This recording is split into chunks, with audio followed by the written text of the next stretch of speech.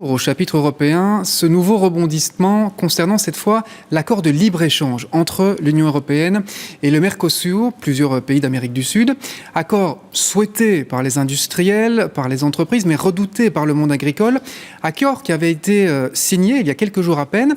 Eh bien, le Parlement européen a aujourd'hui gelé la ratification du texte lors d'un vote particulièrement serré à Strasbourg, où de nombreux agriculteurs avaient fait le déplacement. Catherine Tonero. Vote is closed and it is carried. 334 voix pour, 324 contre et 11 abstentions. Un vote extrêmement serré. Les eurodéputés viennent de renvoyer le traité UE-Mercosur devant la justice européenne. Une décision qui, en théorie, bloque l'entrée en vigueur de cet accord commercial signé samedi dernier et décrié par de nombreux agriculteurs européens. Depuis hier, ils étaient plusieurs milliers à manifester à Strasbourg. Aujourd'hui, ils sont soulagés.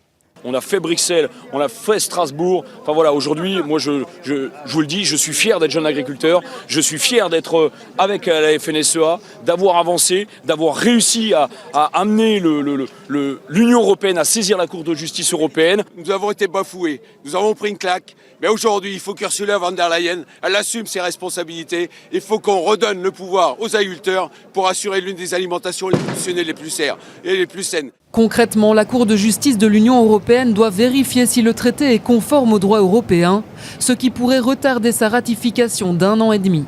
La Commission européenne, qui porte cet accord commercial depuis 25 ans, a fait part, je cite, de sa profonde déception. La Commission regrette cette décision par le Parlement européen. Dans notre analyse, les questions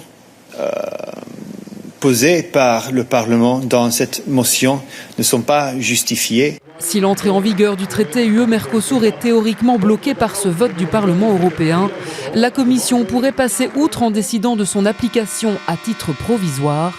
Inacceptable, ont déjà prévenu les organisations agricoles opposées au traité.